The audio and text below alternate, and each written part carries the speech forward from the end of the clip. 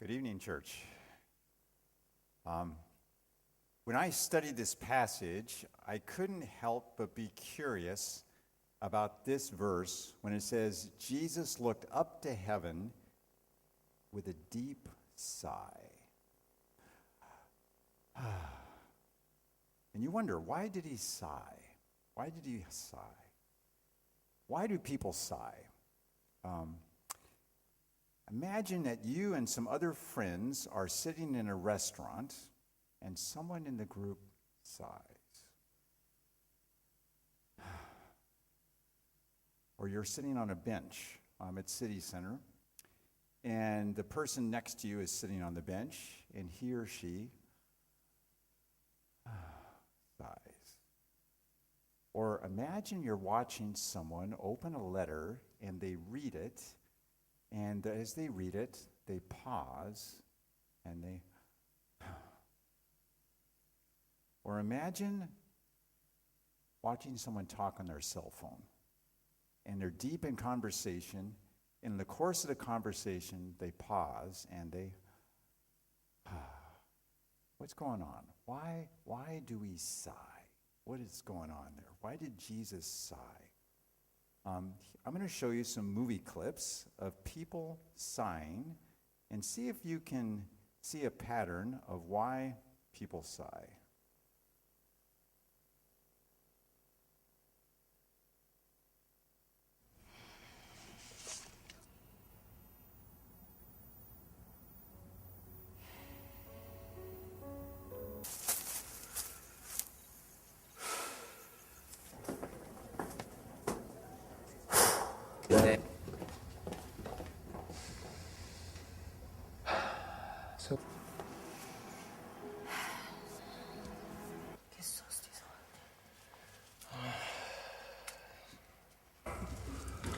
Why didn't you tell me?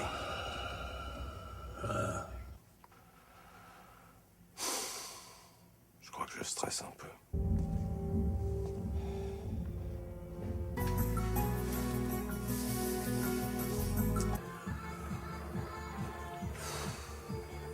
Am I right?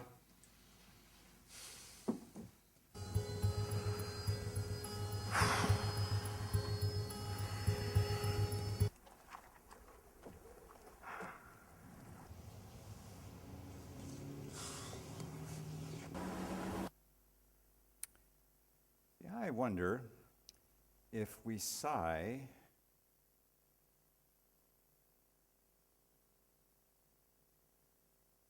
that's interesting. It's up there, but not here. Okay. Try that again.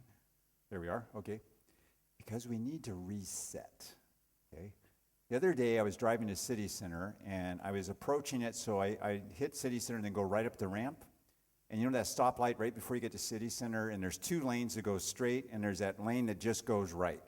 So I'm approaching slowly, and there's two cars parked at the light in front of me, and just as I'm getting up to the car, this car goes super fast on my right side and cuts right in front of me. So it does that diagonal thing right in front of you, and I came this close to hitting that guy, okay? Saudi license plate, of course. And what did I do after all that? I went... You know, it was that release. It was that reset.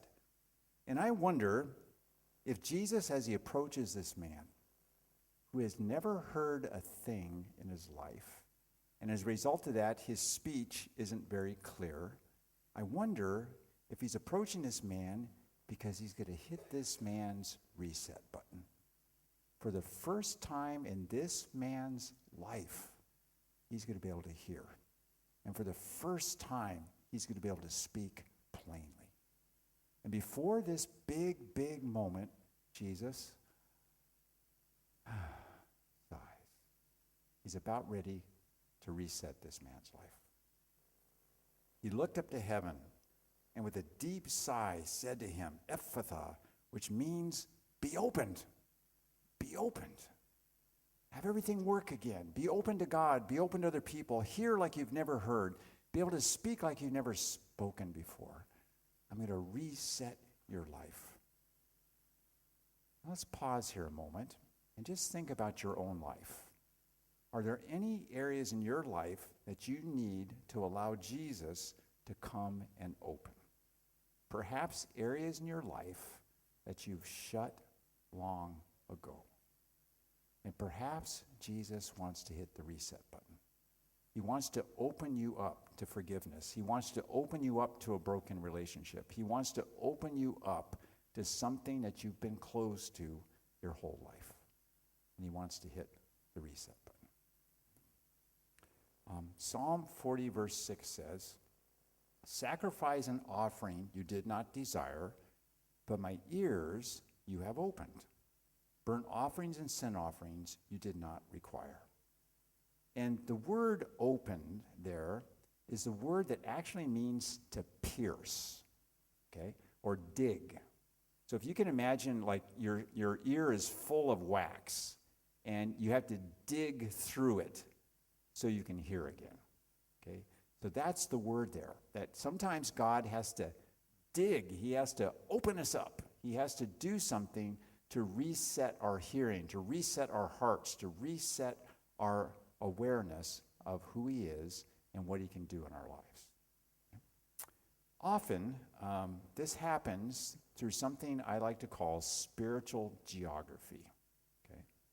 Where God, you're on the map of your journey of your life, and there are certain places and things that happen on the journey of your life that opens you up to the reality of God's presence and your need for God's presence. So something happens, and at that moment, you're confronted with who you are, and you're opened up to a new awareness and a new openness to listen to God. Okay? One such person was Abram. He was 75 years old. He was living in the country, his home country, and he'd been there for 75 years. He had a wife. He didn't have children yet, but he had a happy life. He had wealth. He was living with, his parents were there, cousins, uncles, aunts, nephews, nieces. And God appears to him. And God says to Abraham in Genesis 12, "Go from your country and your people and your father's household to the land I will show you. I will make you into a great nation, and I will bless you, and I will make your name great, and you will be a blessing." Now, can you imagine 75 years old, and God comes to you and says, "Go"? Would your life be open to that? And you know what his response was? He went. Sometimes God uses circumstances, specific times and places, where he comes to you and he wants you to be opened. He wants you to do something. Okay? When I was 25 years old, I heard God calling me to move from California, which I had never left before, to go to Michigan to go to seminary. And I worked hard, I saved money, I was ready to go. And one thing I wanted to do before I left was I wanted to help Denise out. We had broken up about a year and a half before, but I was still her auto mechanic. I used to work on her Volkswagen for her. So I did a brake job for her right before I left. And before I left, I wanted to adjust the brakes one last time. So she brought her car over, and I headed in the driveway. And I had one of those creepers, you lay on it, and it has wheels on it, and you can crawl in and out of the car. And I slid under the car, I adjusted the brakes, slid back out, and just as I'm sliding out, I look up, and there's Denise. And she's looking down at me with this interesting look on her face. And I said, "Do you want to get back together?" And she said, "Yes." And I was excited until about a day later when I began to think about it. I was moving 2,000 miles away. This was really lousy timing. Okay? So what did I do? I went down to the beach, and I took my Bible, and I began to read. And one of the things, I was prompted to read the story of Jacob. You know Jacob. He had to leave his home country because he had stolen the inheritance from his brother, and his brother wanted to kill him. And then he went to his uncle Laban's because he wanted to marry one of his daughters, and he chose Rachel. And he worked 7 years for her. And of course, the wedding night, he got out of the tent, and the uncle had switched girls and he married Leah. And then he worked another 7 years for Rachel. And then he had 12 sons, and his son Joseph was killed, he thought. But 20 years later, he shows up in Egypt. And his son Joseph is alive. And I got to that part of the story, and I read the blessing that Joseph gave his 2 grandchildren that he didn't know he had. And this is what it says. He blessed Joseph, and he said, "The God before whom my ancestors Abraham and Isaac walked, the God who has been my shepherd all my life, even to this day." And when I read that line, I threw my Bible in the sand. And I was so angry with God. I said, how could Jacob call you always his good shepherd when he had to work 14 years for Rachel? What are you doing, God, with bringing Denise back into my life when I have to go so far away? And I was upset. But God gave this tremendous sense of peace to me. Yes, I am your good shepherd. And you have to be open to me. And you have to trust me. So I had this deep sense of peace. God is my shepherd, and I'll trust him. I got to Michigan 3 months later, we broke up again. But 2 years later, the good shepherd led us back together, and I married her within 6 months. I said, I'm not letting this girl go, okay? But are there times in your life where you're at this crisis point, and you ask that question, am I really open to believing that God is always my good shepherd? Okay? Can he open my ears? Can he hit the reset button? Can I trust him? Okay? Another spiritual geography situation is Moses. And in Exodus 33, he has led Israel through the Red Sea. He's in the wilderness now, and he goes up to talk to God for the first time, and he brings down the 10 Commandments, and they're having a party worshiping a golden calf. And he breaks the tablets of stone, and he gets really upset with all those crazy Hebrews who are worshiping this idol. And then he goes and he has a conversation with God. And this is the conversation he has with him.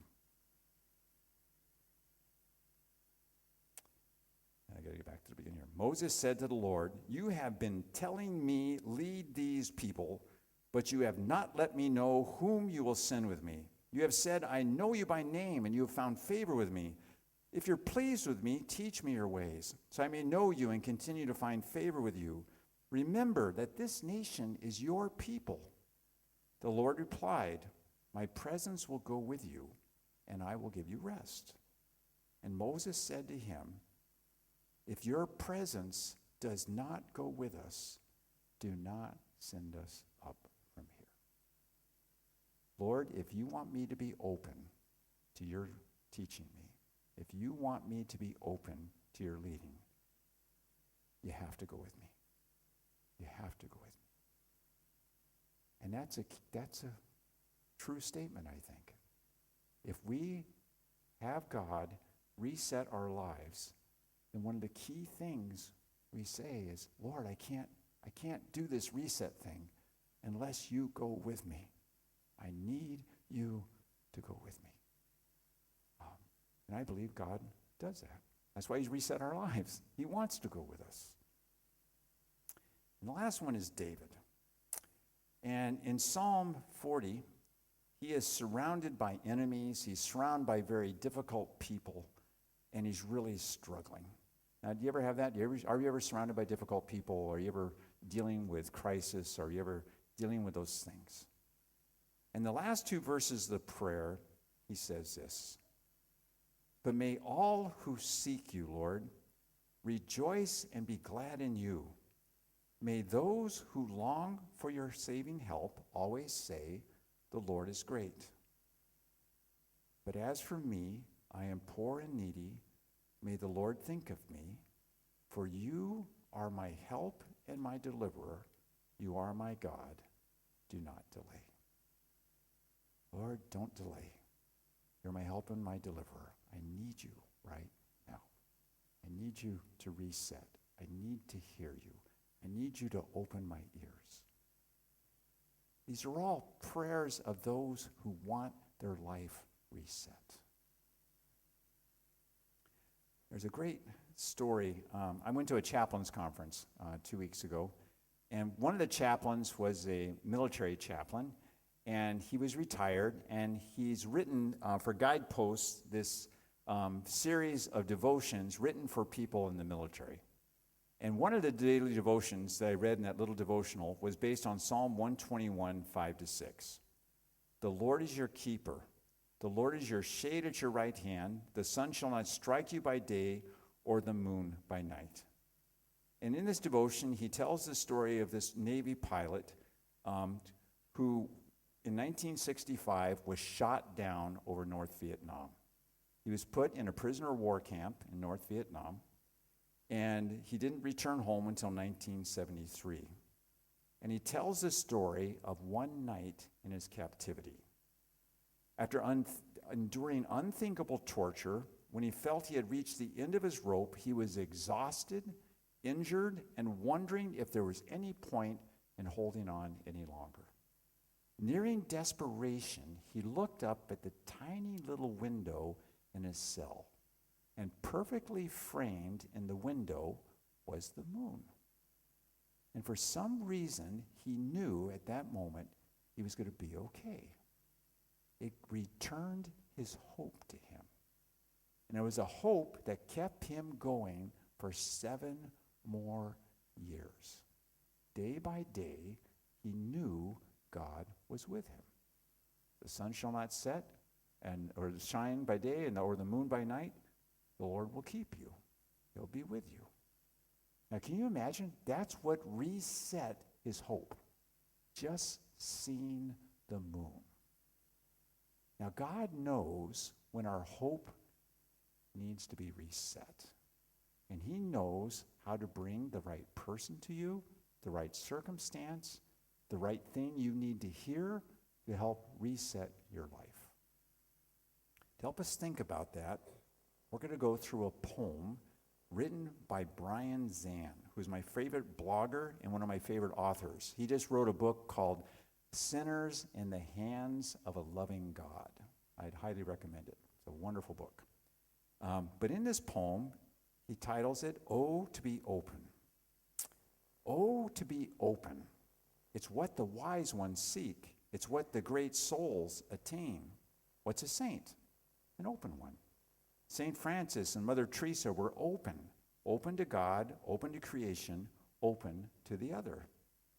We're all born open, wide-eyed and wide open. What's an infant? An open one. Wonder, learning, and love come easy to a child. I love watching a little child. They're always curious. They're always open. Their eyes are open. They're touching. They're putting it in their mouth. They're crawling. They're exploring. They're born open.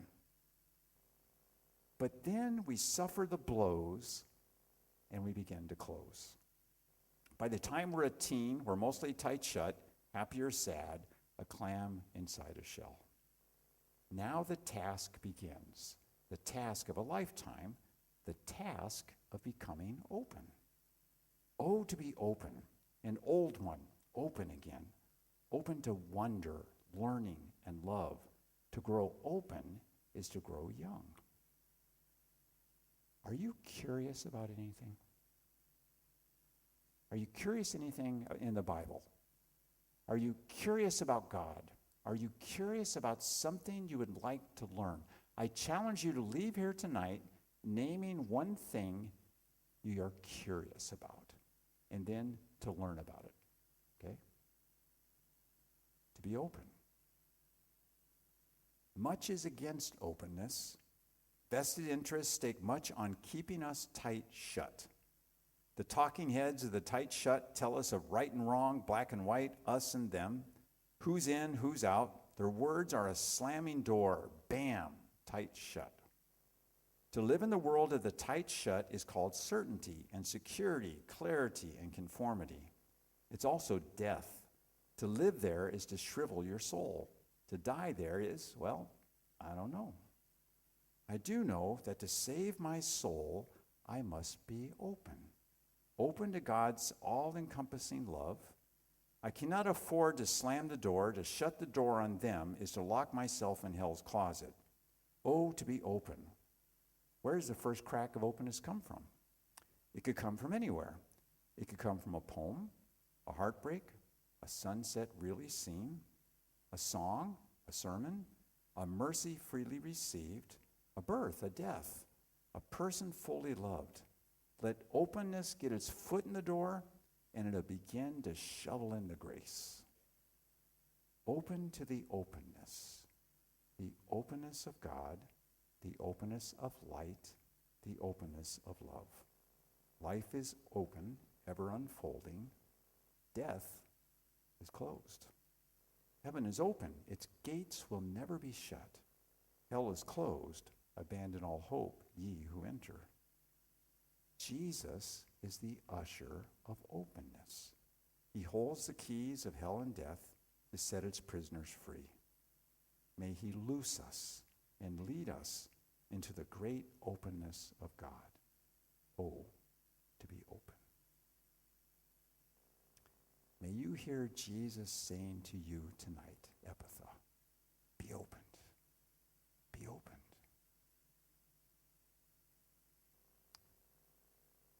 You want the reset button. You want Jesus to hit the reset button and say, you can start over. You can be opened. Do you believe that? You can be opened. Let us pray. Lord Jesus, thank you that you want to open our hearts to you, to open our hearts to your presence, to your love, to your forgiveness, to you always being our shepherd all our lives, even to this very moment. You guide us and lead us. Oh Lord, open us up. Open us up to learning. Open us up to other people. Open us up to ourselves. Open us up to you. For we ask this in Jesus' name. Amen.